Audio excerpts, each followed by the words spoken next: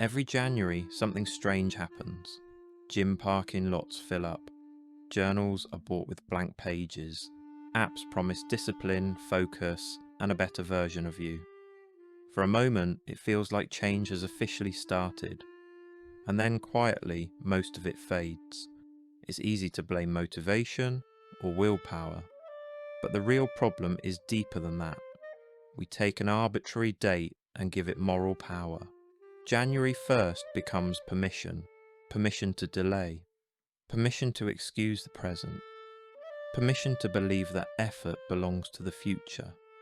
Until then, we're unfinished but forgiven. The Stoics would have found this strange, not because they rejected growth, but because they understood time differently. To them, the present moment wasn't preparation. It was the only place character could actually be formed. Marcus Aurelius said it plainly. You could be good today, but instead you choose tomorrow. That line sounds simple, even inspirational, but it hides an uncomfortable truth. The future version of you doesn't exist. There is only the person making choices right now. This is why New Year's resolutions feel hopeful and hollow at the same time.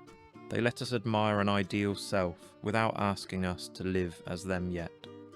Tomorrow becomes a safe place where discipline will eventually arrive. Today stays crowded with reasons. Work was exhausting, traffic was brutal, the news was overwhelming, your phone kept buzzing. Stoicism doesn't deny any of that. It does something more demanding. It insists that none of it removes choice. A parent doesn't wait for January to practice patience. A professional doesn't become ethical because the calendar changes. A person numbing discomfort doesn't heal because it's a new year. How we handle this moment is how we handle every moment. Character doesn't reboot, it reveals itself. That doesn't mean Stoicism demands perfection. It asks for honesty without drama. The kind that sees procrastination not as a personal failure, but as a habit of avoidance that can be interrupted right now. There's relief in that idea, because if January 1st has no special power, then neither does any other date. Any moment can become a beginning, not because the calendar changed, but because action did. The Stoics noticed how easily people traded the present for the promise of later. Tomorrow I'll apply. Tomorrow I'll save. Tomorrow I'll stop. Tomorrow I'll call. Tomorrow becomes a gentle way to avoid friction while time quietly passes.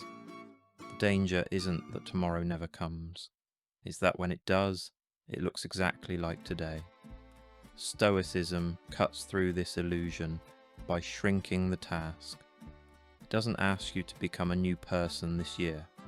It asks you to act well in the next moment, speak honestly in the next conversation, show restraint in the next irritation. Take one step when comfort tells you to wait. That focus isn't short-sighted, it's strategic. Long-term change is just present-moment decisions made consistently. Modern psychology confirms this. We don't struggle with delayed gratification because we're weak. We struggle because the future is abstract and the present is loud. This is why resolutions fail. Someone commits to a dramatic outcome and becomes obsessed with results.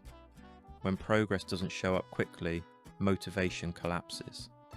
The problem isn't ambition, it's distance. Stoicism reframes progress as process. Not the number on the scale, but the walk today. Not the finished book, but the pages read tonight. Not perfection forever, but restraint right now. These actions are small enough to be real and meaningful enough to compound. That's why Stoics emphasized habits. Virtue wasn't something you declared, it was something you practiced. Epictetus put it clearly. First say to yourself what you would be, then do what you have to do. No countdown, no ceremony. Just alignment again and again. This approach works in ordinary life. in traffic, in financial pressure, in heartbreak. Stoicism doesn't remove difficulty. It teaches you how to meet it without outsourcing responsibility to a future self. New Year's resolutions fail because they aim at transformation without respecting friction. Stoicism treats friction as a training ground, the moment you want to scroll instead of reflect, the moment you want to react instead of listen, the moment you want to delay instead of begin. Those moments matter, not optimistic January mornings. Ordinary afternoons where no one is watching. There's something quietly radical about choosing to be good today. It removes the fantasy of reinvention and replaces it with the dignity of effort. Life doesn't pause for self-improvement campaigns. Children still need care. Work still demands attention. Grief still arrives unannounced. Waiting for perfect conditions is another way of waiting forever. This perspective also softens failure. When goodness is practiced daily, missing a day doesn't ruin the year. It just means trying again without theatrics.